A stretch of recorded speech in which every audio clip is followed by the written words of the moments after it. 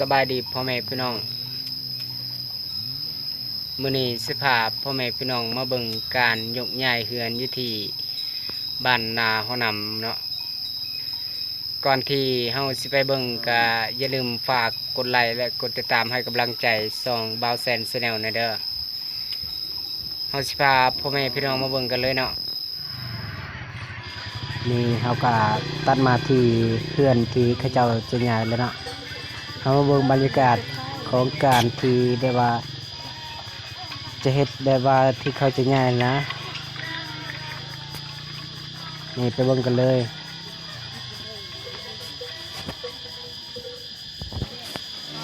แต่นี่ไปหาบอนหอดที่เขาย้ายประมาณว่า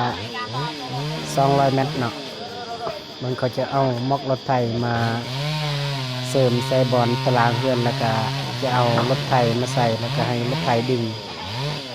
เข้าไปเลยมอกรถไถก็ประมาณ 4-5 มอกเลยจึงได้นะมันจึงจะไปได้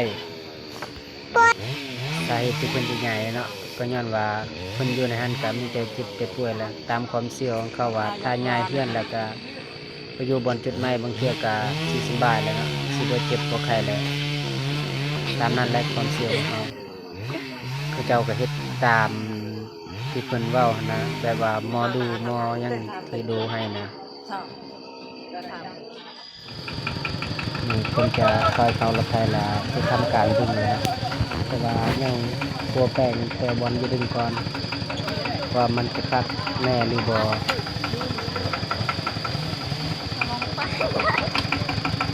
แล้วไม่แล้วแล้วไม่รับเลยพี่น้องไม่ดังลงข้าพเจ้ายังเว้าภาษาลาวไว้ว่าผิดก็ถูกแน่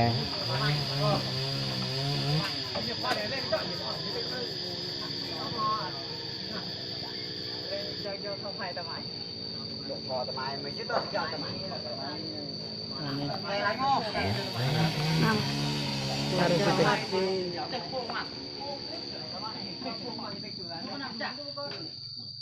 มันนับจักก็ได้เนื้อตะไม้เราไป2 ฝ่ายหนูครับตะไม้น่ะ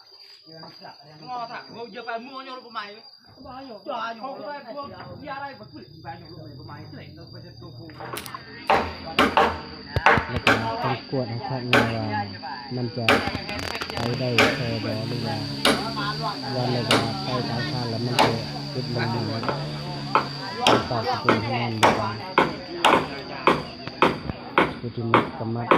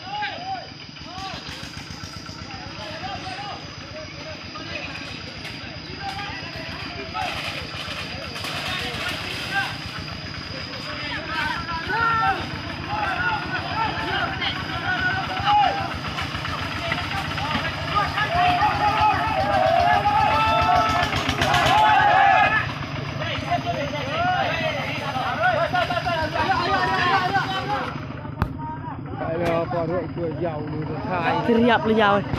เรียบ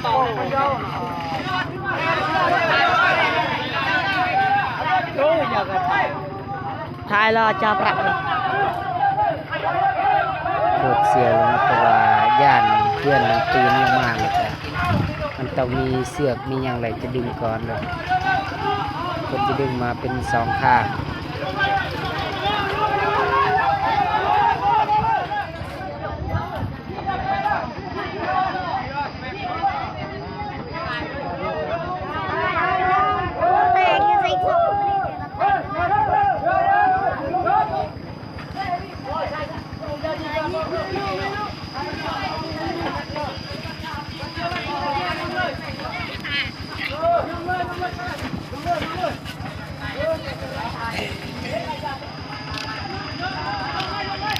ต้องเป็นการใช้เวลาหลายแล้วเนาะถึงจะไปฮอดบอลจุดหมายที่เฮาจะปะเพื่อนเอาไว้เนาะไม่ว่าทำการไปไม่ว่าซาถ้าไปไว้ก็ยันรถมัน เด็กอะไรอยู่แต่เอาเกงมาโต ล เล ง ย มาแล้ว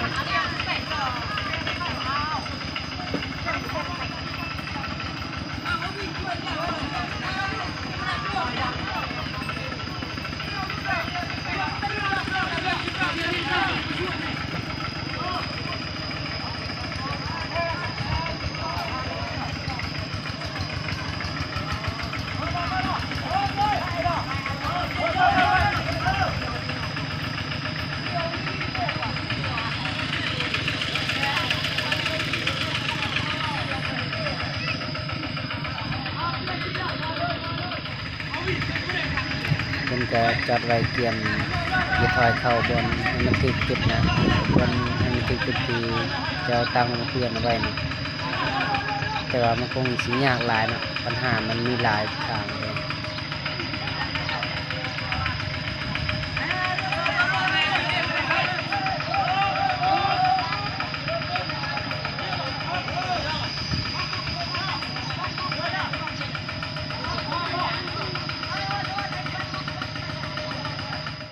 อันนี้ก็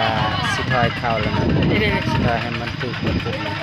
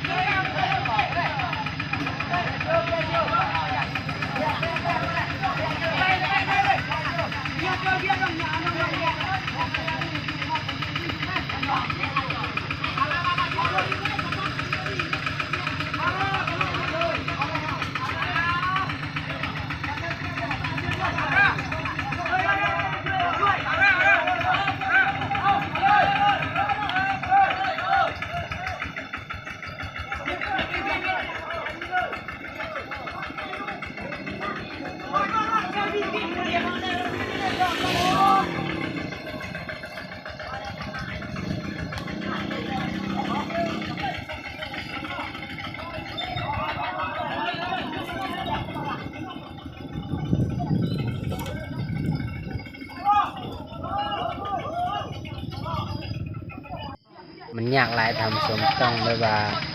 ถอยไปถอยมาแล้วนะจงว่าจะถึงบนจุดที่บนที่เราจะตั้งเนี่ยต้องใช้เวลา